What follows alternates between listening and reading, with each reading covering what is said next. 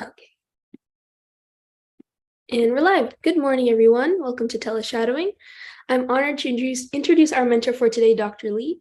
Dr. Lee is currently a second-year resident in internal medicine at the George Washington University. He attended Cornell University for his undergraduate studies, where he majored in statistics, and attended Florida State University for medical school.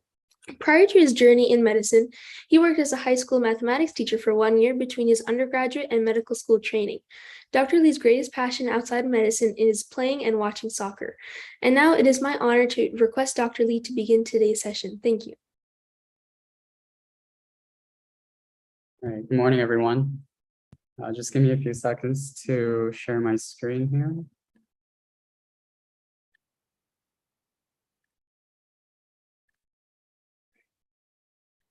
Is everyone able to see my screen? Yep, very good. Okay.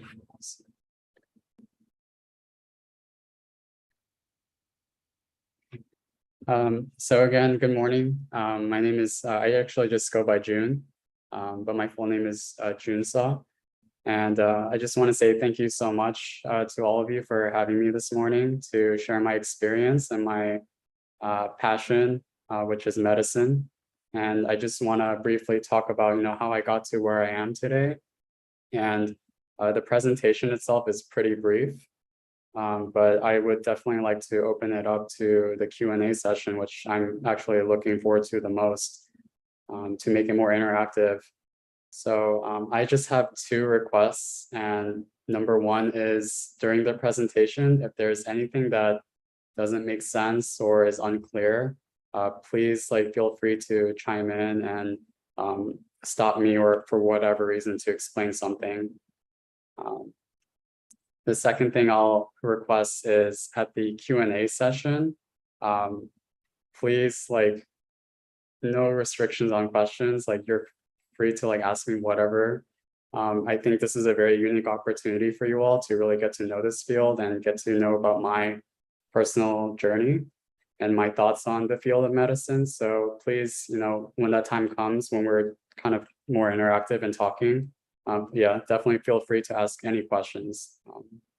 And in return, I promise to be as open and honest as possible. And if I don't know an answer to a question, I'll let you know. So we'll get started. So just briefly to go over my background.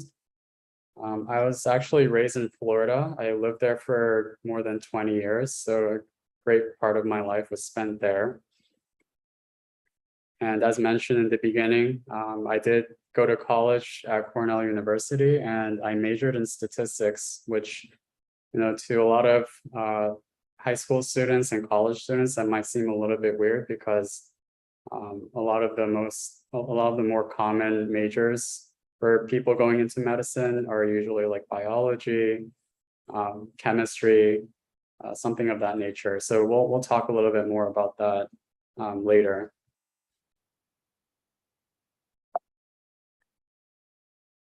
So you might be aware that there's a trend lately of a lot of college students taking a year or maybe even more a time off to pursue other endeavors prior to starting medical school, and I happen to be one of them.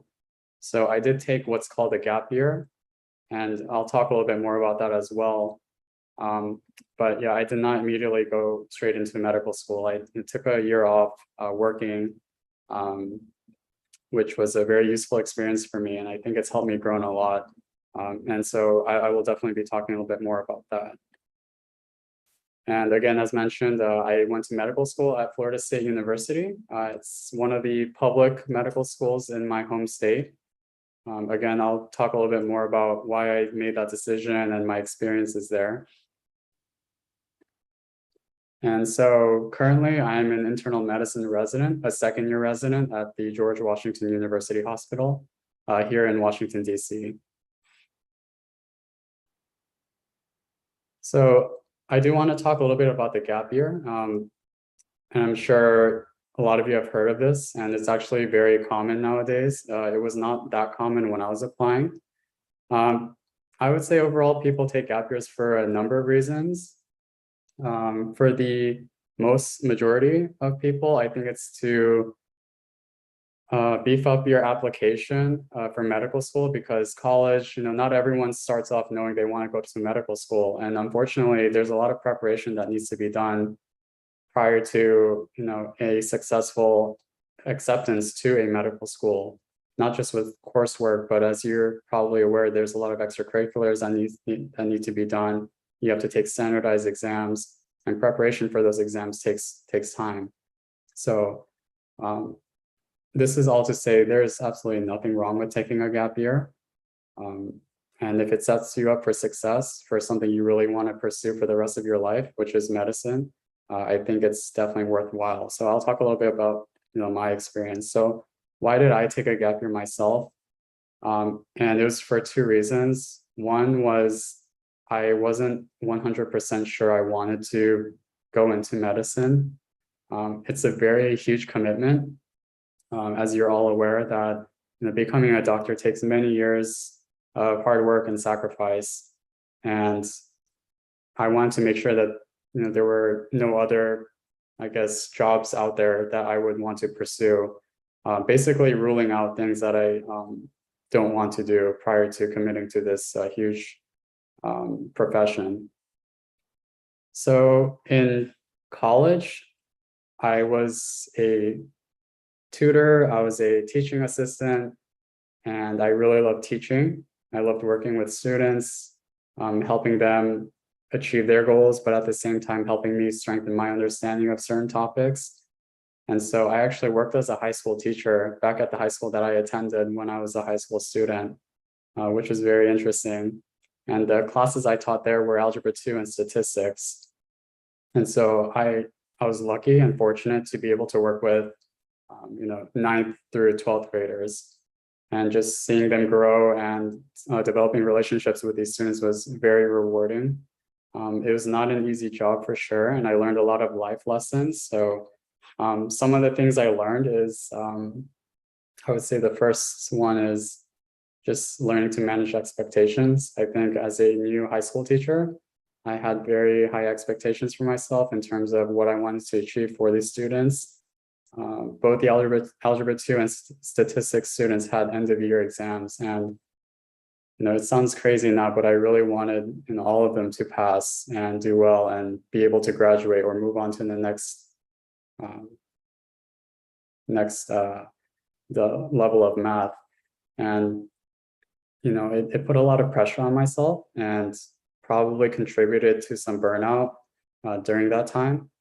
And at the end, working with teachers who were more experienced, they kind of talked some sense into me and let me know that, you have to slowly manage your goals, as in maybe start with like 70% pass rate and then working your way up rather than shooting too far ahead. And so because of that, I would say it was a very difficult year, but nonetheless, that was like the biggest lesson I learned. And so I've carried that forward with me into residency. And so in residency, it's very unrealistic to tell yourself, oh, I'm going to heal every patient, or I'm going to make sure every patient is compliant with their medications and treatment. No, that was not the mindset I had. And I think because of this gap year working as a high school teacher, it was very rewarding in that sense.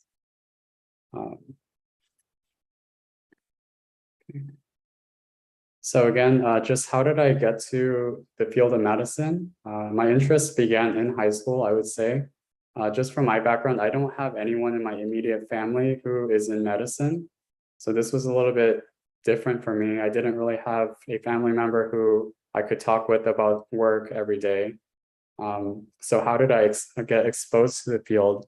Well, I did have a local hospital where I lived, where they kind of had volunteer opportunities. So as a high school student, I would go there and work, at the gift shop first, but then gradually moved on to other volunteer opportunities like transporting patients in the hospital or helping nursing staff, being able to get closer with patient care. And so that's kind of how I was able to get to know the field a little bit better and get to know how a hospital really works.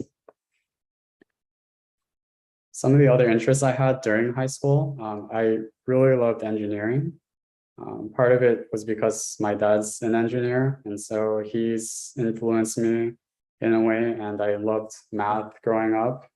Part of the reason why I didn't pursue it like at the time is because I think my physics class was just very difficult, and I kind of lost interest, and physics is a huge part of engineering. So that kind of got crossed off my list. My other interests, I loved education. I loved the impact that the teachers have had on me in high school, not just with knowledge that they provided me, but also the mentorship and the development I had under their leadership. And so part of that interest pushed me to become a teacher for a year. And I think in the future, as a future doctor, I'd like to work in some capacity with students because I still have that passion for education. And lastly, of course, I was a statistics major. My interest in that also started in high school when I took a statistics class. So unfortunately for that, I never pursued an actual job for it. So I can't say that that job was a good or a bad fit for me, but I just didn't want to be confined to like independent work. I wanted to work more with people and interact with people and have a little bit more biological sciences in my future career. So when did I officially decide to pursue medicine? That was actually during my gap year.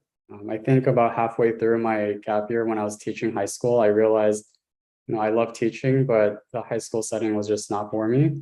Part of it was probably because I had just graduated from college. I was very young, very inexperienced, and I was just very tough on myself.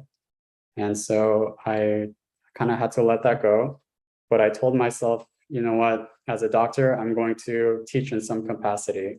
And so the goal for me in the future, just a few years down the line, is hopefully I can work in an academic center where I can work with medical students and other residents so I can continue working in some sort of education.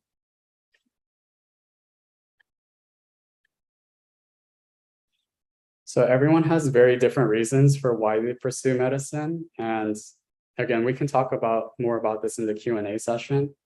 But for me specifically, why did I choose it? I thought it was the perfect balance of the arts and sciences. And then going back to why statistics wasn't for me, it was just so objective. There's not a lot of wiggle room in terms of coming up with a solution.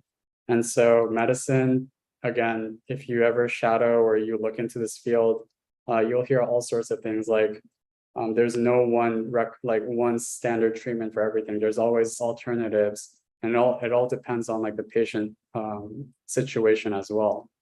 And so just learning how to be a good doctor takes time. It's an art, but at the same time, there's a lot of research that goes on to help us develop more objective techniques for diagnosing and treating certain medical conditions. So I thought that was it was just awesome. It's what drew me to this field initially. And I hate to be biased, but I think medicine is the most honorable profession in the world. And why do I think this? It's because I think one of the things we treasure as human beings is our health, far above like money, wealth, education. I think in my opinion, like everyone treasures their health first and foremost, and we pretty much emphasize that in our culture at least. And so being able to be responsible for someone's most treasured possession, right, our individual health, in my mind was like very honorable, and having that responsibility was just very awesome. And again, in medicine specifically, there's a lot of detective work. You talk to the patient, you examine them, you get some blood work, you get some imaging, and you try to figure out what's going on with the patient. Sometimes we don't have an answer, so it requires a lot of consultations with other services. And you work as a team and eventually you get to some sort of a solution. And so I really like that aspect of it. And of course, especially in light of the pandemic, just the advancements in medical research, the technology, the treatment, with COVID specifically, like how fast the US specifically was able to develop vaccines for basically, not just our country, but for the entire world was just remarkable. And it just made me love this field even more. There's just so much potential for the type of research and treatments we were able to develop. So what is my specialty specifically? My specialty is called internal medicine. Many of you might have heard of this. It's a very broad field. Basically what we do, if I had to boil it down, is we diagnose and we treat both acute and chronic medical conditions in adults. So patients who are 18 years and older, who have immediate medical needs, or patients with medical conditions that require long-term sort of follow-up and care. And we'll talk a little bit more about examples of what acute and chronic medical illnesses are. So what does my training timeline kind of look like? So for internal medicine specifically, it's 3 years total, and I'm currently in my second year. So I've got, the rest of this year, and then I've got a third year, and then I will be eligible to be certified as an internal medicine doctor. Prior to residency, something I forgot to mention earlier. So how did I get to where I am now? Of course, you got to finish high school. You go through college and obtain a bachelor's degree.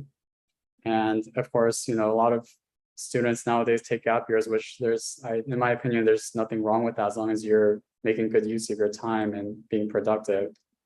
And then you go through medical school for 4 years and obtain your medical degree. And then you go on to residency, which is where I'm at now. For internal medicine, like I mentioned, it's a very broad field, and a lot of internal medicine residents eventually do pursue some sort of subspecialty, or they may continue as a generalist.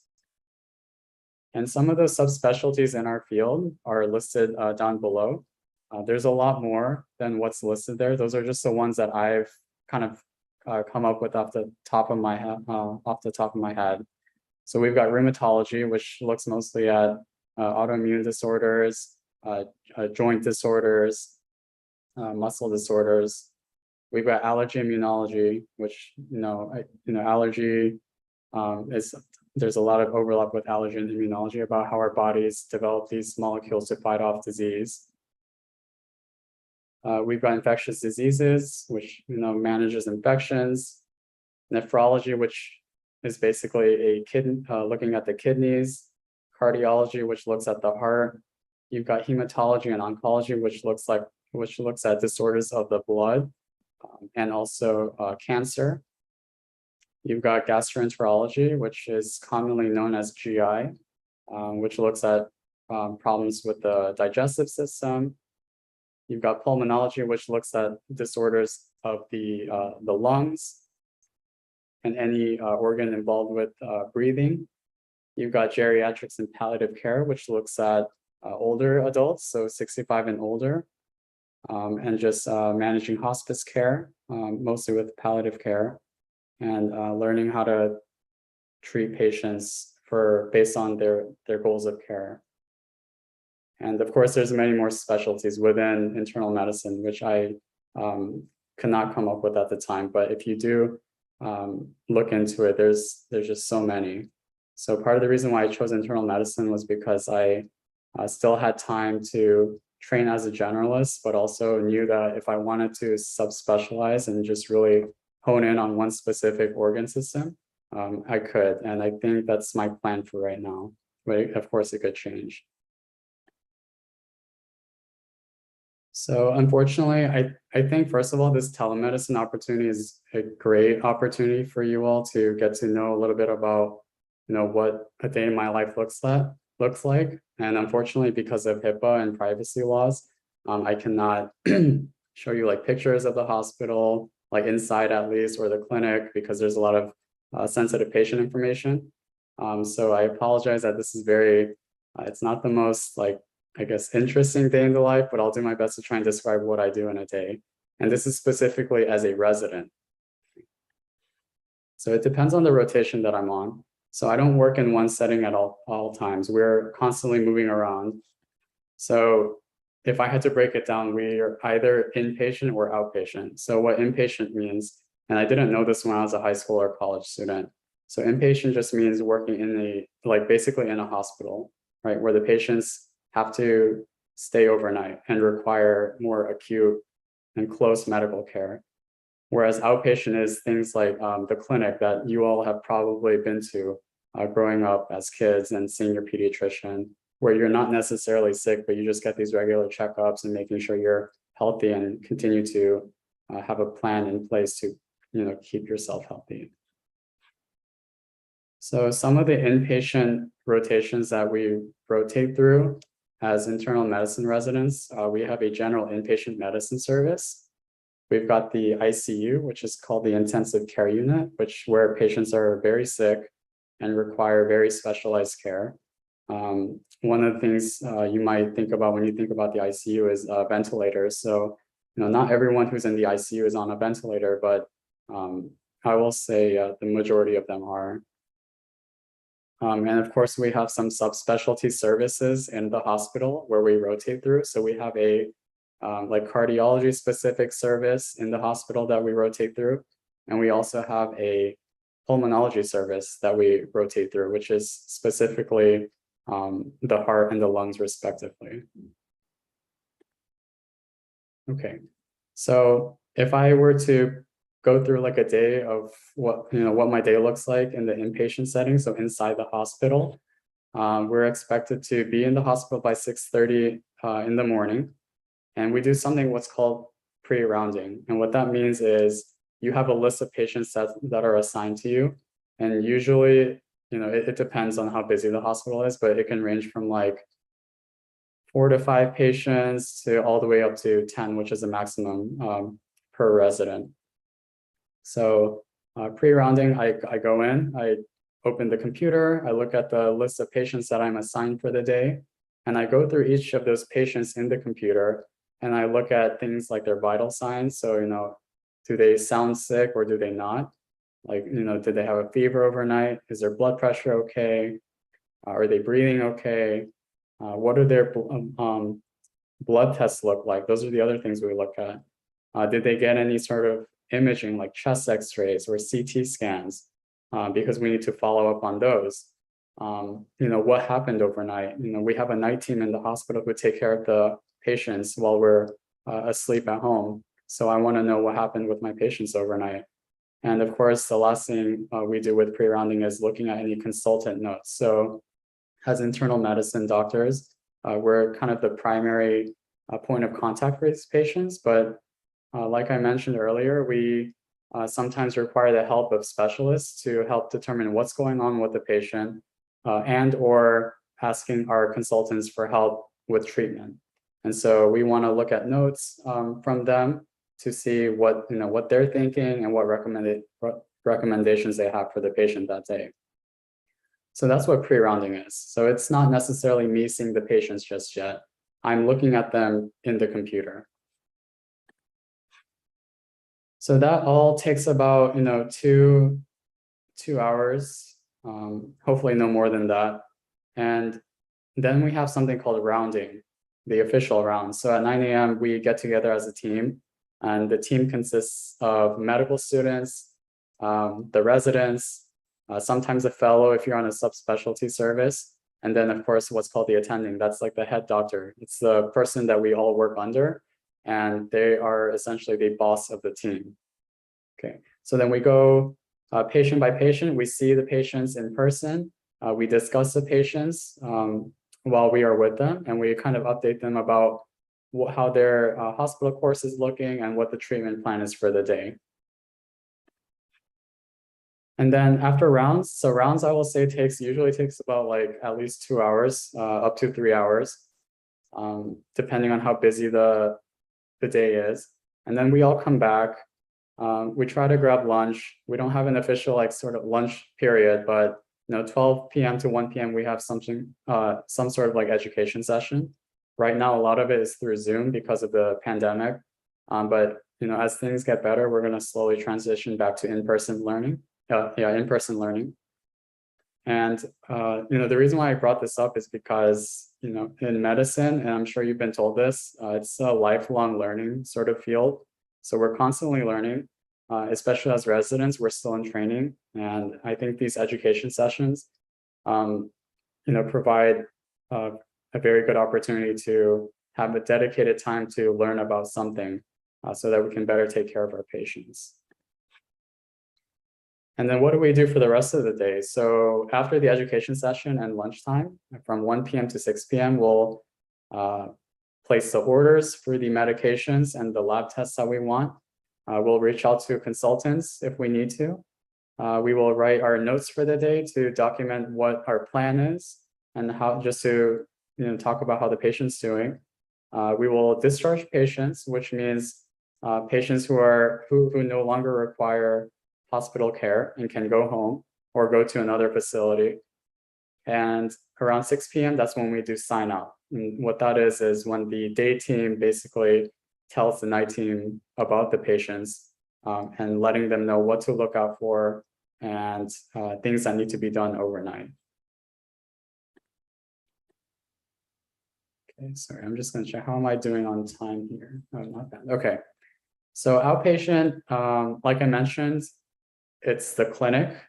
The patients that we see in the clinic are usually not very sick. They do have chronic medical conditions. And we see them from 8 a.m. to 12 p.m. And the number of patients that we see depends on our level of training. So last year, when I was a first-year resident, they would give us no more than 4 patients per half day. So 8 a.m. to 12 p.m., I'll see 5 since I'm a second year.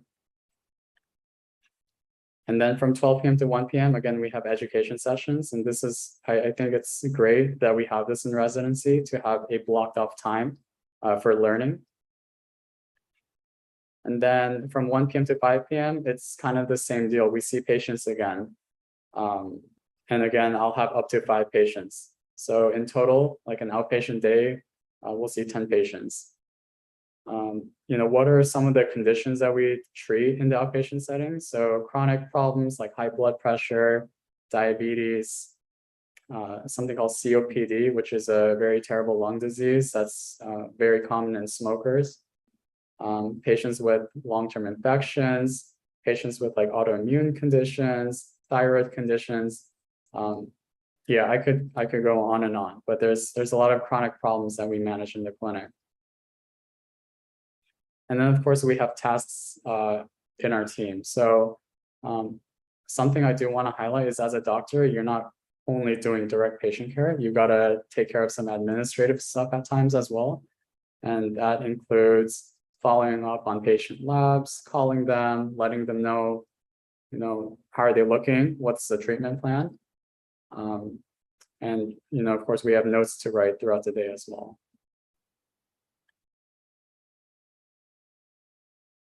So I believe all of you are on this call because you have some sort of interest in medicine and maybe are thinking about becoming a doctor. And so some general advice I have for you, and we can talk about this more during the Q&A session. I highly, highly recommend you shadow to get as much exposure into this field as possible and do it across as many specialties as you can. I think you're taking the right step in pursuing this telemedicine shadowing opportunity. But I think nothing can really replace going in person and just seeing how a hospital functions or how a clinic functions, talking to other doctors in other fields and asking them what their experience is like. So, hopefully the pandemic will be a thing of the past and you all will have opportunities to shadow in person. And that's the first thing I would highly suggest you do. The second thing is to identify and establish a relationship with a mentor, someone who has been through all of it and can just help you along the way with any questions or challenges you may face. The third thing I'll highly stress is, there's no replacement for good grades in high school or college. Medicine is a very competitive field, and it does require intelligent human beings. So, working hard as you are, I'm sure in high school and college, keeping up with good grades is something that's very important. Extracurricular activities, so things you do outside of studying and taking exams. So for me, I love teaching. So as a college and high school student, I would take opportunities, even if it was unpaid, to just tutor or teach classes, because that was my passion. And I believe in the introduction, there was also mentioned that I love playing soccer. So don't let go of things that you enjoy doing outside of school. And I think as you get more advanced in your I guess journey in college, you'll have more opportunities for paid jobs in healthcare, working as a scribe, working as a tech or a phlebotomist. These are all jobs that get you into a healthcare setting and see what it's really like, but at the same time getting paid.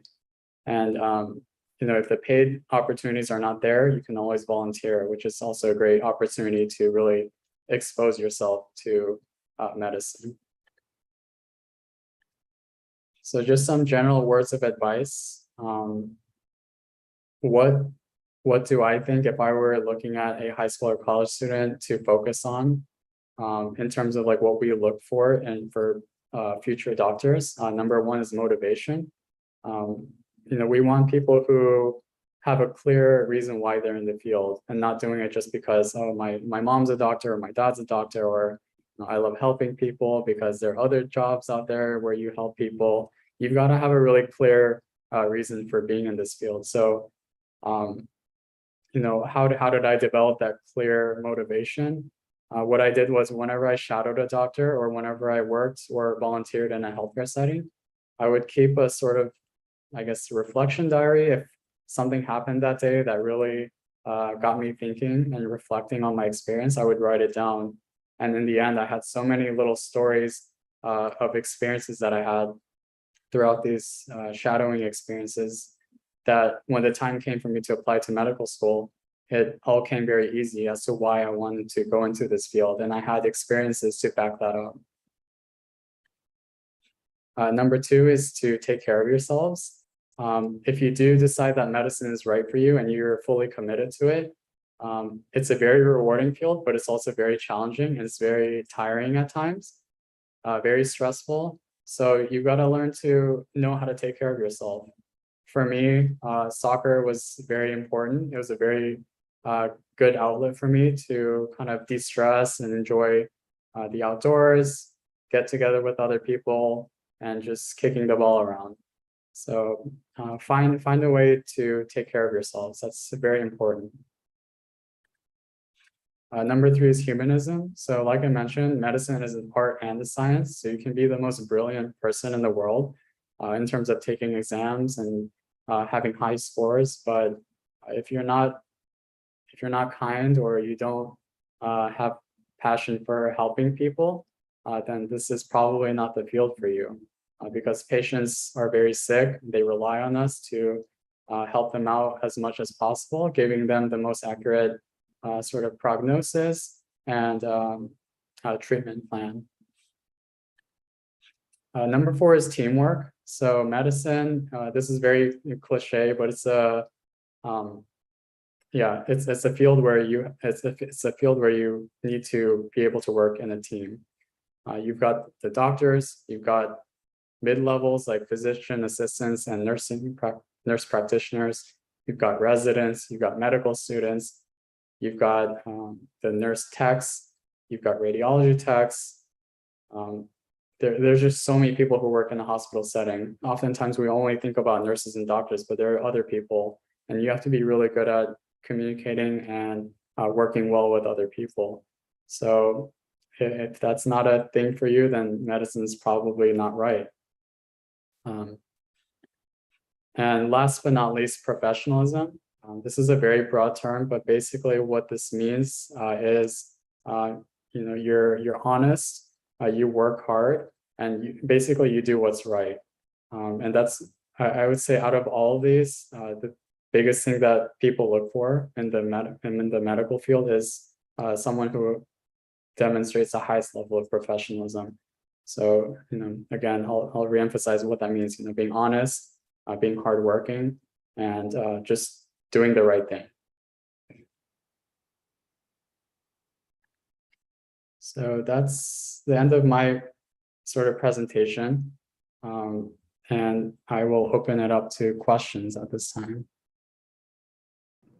Okay, thank you so much for your mentorship and teaching, Dr. Lee. We will now begin our Q&A session. So to start off our Q&A, the first question is, how long does it normally take to prepare for steps 1, 2, and 3? So, okay. So I was under the impression that the audience was mostly high school students. So for those of you who don't know, when you're in medical school, there are board exams you have to take to successfully match into a residency program. So we have 3 exams total, and they're so nicely named as step 1, step 2, and step 3. Step 1 you take usually at the end of your second year. And it tends to be the hardest because it's the first time you're taking one of these licensing exams. You take step 2 at the end of 4th year. And then step 3 is something you take during the first year of a residency, which I actually just took maybe about 4 or 5 months ago. So to answer your question, how long does it take to study for these exams? I think step 1, it really depends on the amount of dedicated time that your medical school gives you. For me, my medical school gave us 6 weeks of uninterrupted time to study for the exam. So that's exactly how much time I took. Again, I think it depends on your individual level of comfort with the exam material. Some people are better test takers than others. I had classmates who started studying at the beginning of medical school, which I thought was a little overkill, to be honest. Yeah, it's a really tough answer, but I think the best advice I have is just working hard in your medical school courses and trying to learn as much as you can and learning from the mistakes from the exams that you take during those classes so that you're not rushing to like cram all this information all at once. So I think the reason why 6 weeks worked for me was because I really focused on my coursework and didn't really focus too much about the exam.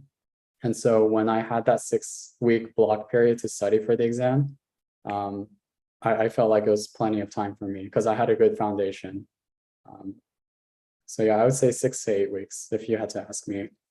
For the second step exam, my school gave me about 4 weeks of dedicated study time. And I thought that was more than enough. And again, the reason why that was good for me is because during each of my rotations in 3rd year, I focused on learning as much as possible. And so I was not only going to the hospital or the clinic to learn in that setting, but I would also go home and study every day and made sure that I understood the material as much as possible so that when I had that 4-week period to study, I wasn't cramming information. And it was just really nice.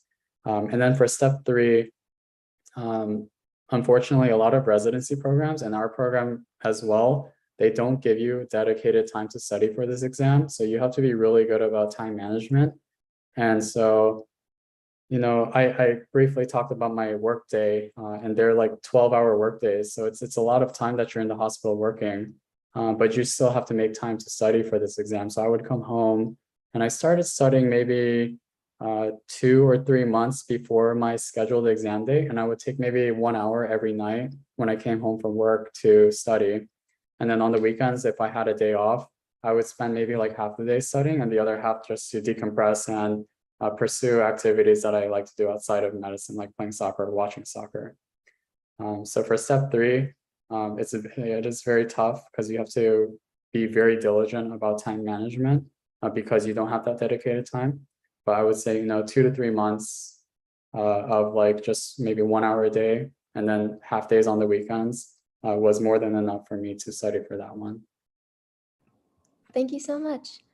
So for our next question, What are some tips and resources you would recommend for USMLE preparation? So I think for step one, definitely focus on your coursework when you're going through those classes. But in terms of the resources I use UWorld, which I'm sure most of you have heard of. It remains the gold standard. I think it's very good. I use Pathoma, which is, I think they give you like this book, but also like the video lectures, which are very helpful. I use Sketchy, which hopefully you all have heard of. It's like this visual mnemonic program where you're watching cartoons and they kind of help you memorize some of the stuff that's difficult to, memorize. So like microbiology and pharmacology. And then of course, the last thing I used was the First Aid for USMLE Step 1 book. It's not a textbook. It's just like this really thick book of a bunch of concepts that you're expected to know for the exam. So I use that mostly as like a framework to help guide me in my studies. So those were the 4 things that I used. The First Aid book, UWorld, Pathoma, and Sketchy. And I stick to just those 4 resources. I'm sure you're aware there's like so many stuff out there nowadays. I think you would be doing a disservice of trying to like dive into too many resources and not getting through all of them. So my recommendation for that is to stick to the stuff that's known to work in the past for other students. And this is why mentorship is so important, because you want someone who's gone through it and you can talk to them and ask them, well, what worked for you? What didn't work for you? And you can choose your resources based on that. But once you commit to those resources, I would just stick to them and make sure you use them to their full extent and not kind of dabbling around a bunch of different resources. Thank you. Our next question is, what makes internal medicine specifically, the internal medicine residency specifically, challenging? Yeah, I think the most challenging thing is the diagnosis. Sometimes patients present with complaints that sound very straightforward, but then it's hard to figure out what's going on. And, that's why it's challenging, but that's why I love the field. I would say half the times we get a diagnosis right away, but the other time we really don't know what's going on. You might have an idea based on the initial sort of presentation and the workup that's been done in the emergency room, but that's why we have consultants. And sometimes when you have too many cooks in the kitchen, when you have like the cardiologists on the service, when you have like the pulmonologist or nephrologist, they're all going to tell you, oh, this is what the patient should do, or this is the treatment that we should do. And I think part of that's probably the most challenging part, is trying to synthesize all these recommendations that we get from other consulting services and trying to do what's best for the patient. So, it's nice to have a lot of consultants, and I'm not talking just specifically about subspecialties, but like, we have physical therapists, social workers. You've got to be really good with communication, and I think maintaining it, especially when you have so many people who are involved in the care of a patient, can make it pretty challenging. Thank you so much. For our next question, we have, how often are you on call as a resident, and during your calls, do you need to stay in the hospital? Yeah, so when we're in the outpatient setting, we don't have call. It's just strictly like 8 to 5, which is nice. When you're in the inpatient services, it really depends. So in the ICU at the VA hospital that we rotate at, for example, we have something called a Q 24-hour call. So that means we take 24-hour call every 4 days. And to answer your question, yes, you are required to stay in the hospital when you're on call. So on those 24-hour call days, you come in and you see the patients for the day, you round with the team, and then the rest of the team leaves who's not on call. And then it's just you and maybe another resident staying in the hospital overnight, taking care of patients or taking any new patients that come in.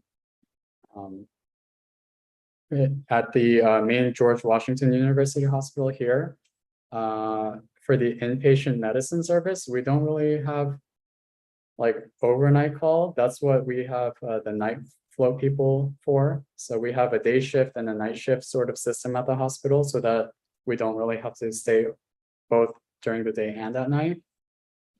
We technically do have something that I guess that's technically called being on call, but it's probably not what you're thinking. So like on-call days in the inpatient medicine service usually means you just stay a little bit later than other people taking new admissions. So our hospital recently transitioned to something called a drip system, and I can talk a little bit more about that if you're interested. But basically, every team in the hospital takes on new patients. But let's say like at 3 o'clock, there's 5 out of the 6 teams will stop taking new patients, and then there's one team that stays on a little bit later, maybe until 6 p.m. Taking new patients, and then everyone gets to go home at the end of the day and sign out to the night team. So that's, yeah, again, it depends on the rotation, but there are definitely some rotations where you have to stay in the hospital, and some rotations where call just means staying a little bit later than other people. Thank you. So this next question kind of ties back to when you were talking a little bit about teamwork in your presentation, but the question is, how important is teamwork during residency, and how do you use emotional intelligence during interaction with your colleagues, such as attending physicians and interns? That's a really good question. I like that question. Yeah, teamwork is, I'm not an attending, so I don't have that perspective, unfortunately, but I have gone through, at least 1 year of residency now. And I just to answer your question directly, like teamwork is so important. If you can't work in a team, you can't be a good resident. That's my sort of direct answer. And it's for the reasons that I mentioned. There's so many people who are involved in the patient's care. It's not just the attending, it's not just the residents, not just the medical students. You've got social workers, case managers, physical therapists, occupational therapists, nurse techs. They're all very important to help the patient, right? At the end of the day, it's the patient who we're trying to treat. So, this is going to be really tough to answer. Like, how do you use emotional intelligence to work well with others? I think for me, like when it gets really stressful, I just kind of take a little bit of a pause, take a deep breath, and try to put things in perspective. This would be a really long conversation to go through all of that. I think personality has a big part of it. Some people are a little bit more blunt than others. Some people are more patient than others. I think you just got to you got to be able to read the situation well.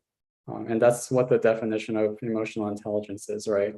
And it's a skill, but I think you have a head start if you're more of like the patient type of person. Sorry, I don't have a very good like direct answer for that, because that'll take a while to answer. No worries, that was a great answer. Thank you so much. And the next question is, as a resident, do you have more inpatient rotations or outpatient rotations? So our program specifically, I would say it's heavily inpatient based. We're on an inpatient rotation every 4 weeks, and then every 5th week is an outpatient clinic.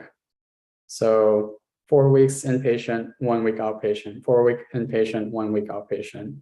So if you look at it over time, yeah, I would say like about 80%, 90% of the time we're like inpatient.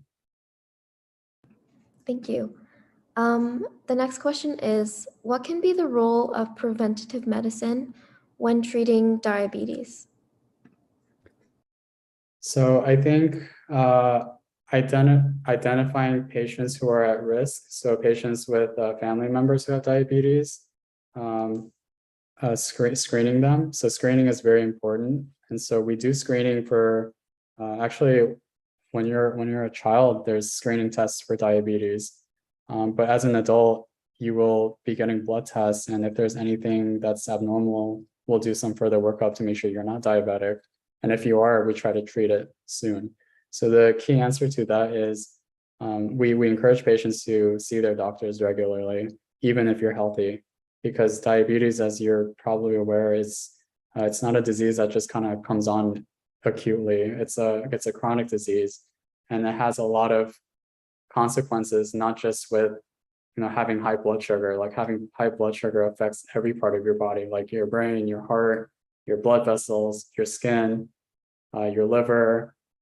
Yeah, it's a very horrible disease if it's not well controlled. So, in terms of preventive services, screening is like really important. And that's why we actively tell people in general, make sure you go see your doctor whenever you're kind of due for it. Just having that annual physical exam is important. Thank you. The next question is, what was the most challenging part about your residency application? Ooh, I think the most challenging part was when they were asking about you. So you have to build like a resume on your application, and I think one of the mistakes I made, and I highly encourage this for you all, is when you are applying, make sure you have like somewhere written down of everything you've accomplished in your life, or at least in college, or anything significant in high school, because you don't want to spend few days or weeks trying to do all of that, because you've probably done so much and you don't want to miss out on anything. So yeah, I would say that was the most challenging part. It was filling out the CV, like the resume portion, because I was like, man, I've done a lot of things, but it's hard to like go through back in my life and think about, okay, what did I do? Or like, is this worth putting on my application? There's sometimes needs to be discussions with your mentors about what's appropriate to put on your application versus what's not. Maybe they might say, oh, maybe you shouldn't put that on your application, or someone might say, hey, you should put that on your application when you didn't think it was worthwhile putting on. And that all takes time. So this is why I think having some sort of journal, or finding a way to like keep a CV up to date as much as possible as you accomplish things will be so helpful for you. And it'll help you write your personal statement as well. So yeah, I think that was the most challenging portion of the application. Thank you. I think that's some really good advice. And so now we're going towards our last few questions. And the next question is, how do the social determinants of health impact clinical outcomes? And do you think that they differ by race? For sure. Yeah, my answer is yes. I think there's a lot of papers out in the literature documenting this. And DC specifically, where we work, there's a huge sort of like social divide, and there's a lot of social determinants of health.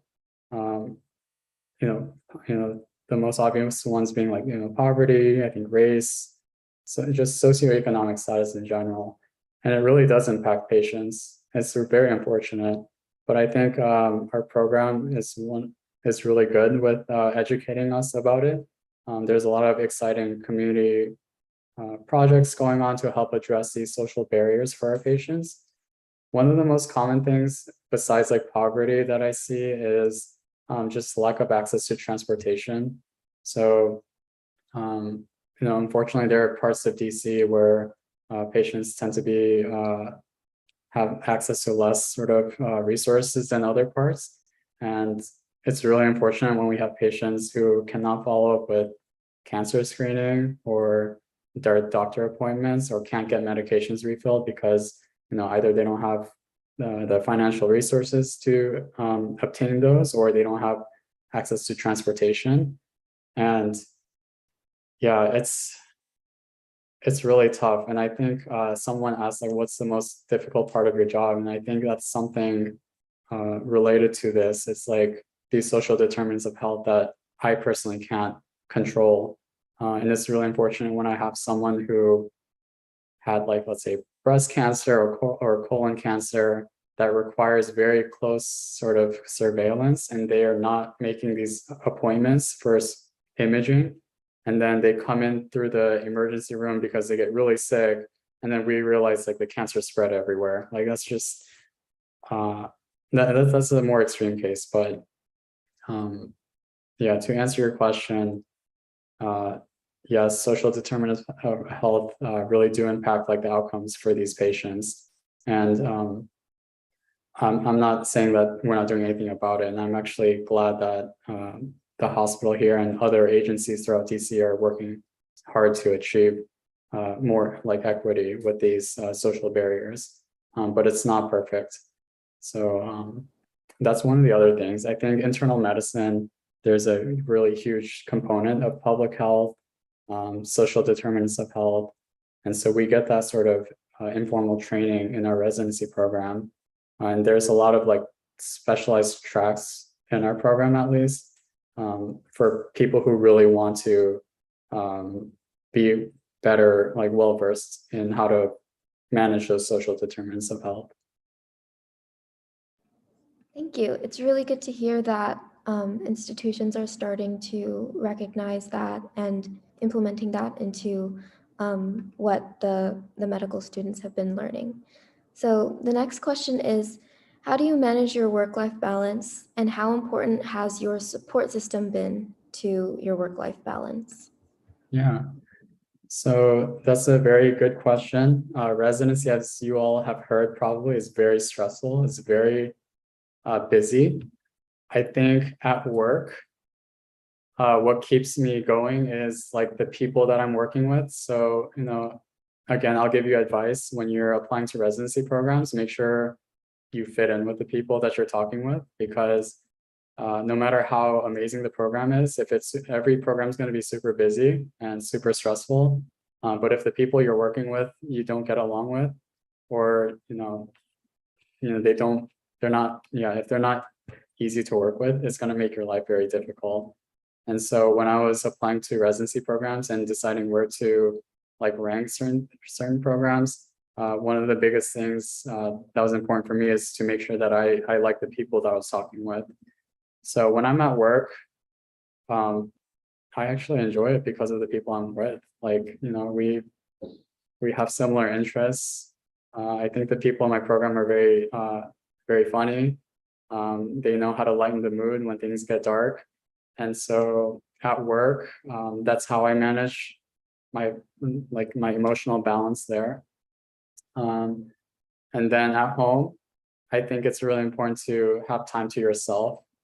Whether that be for me playing soccer, watching soccer, cooking, going outside to a library, reading a book, or going to a museum since I have access to those. Talking with family, I think, is very important to keep in touch with them. And yeah, that's kind of how I've been managing my work-life balance, at least. So you'll notice that in medical school and residency, there's so much pressure for you to work hard all the time. And I think it's in the long run, it's not very sustainable. So you have to actively like make time for yourself. And it's a lot harder than you think it is. It might seem like, the last thing you want to do is work, but there's a lot of pressure in medical school and residency. So, in medical school, you'll probably be doing research projects as well. Same thing in residency. And you'll go home and say, okay, I got to work on this. But you really got to take some time for yourself to do other things outside of work related stuff. Thank you so much. And for our last question, we have, what do you consider the most rewarding part of your job? Yeah, I think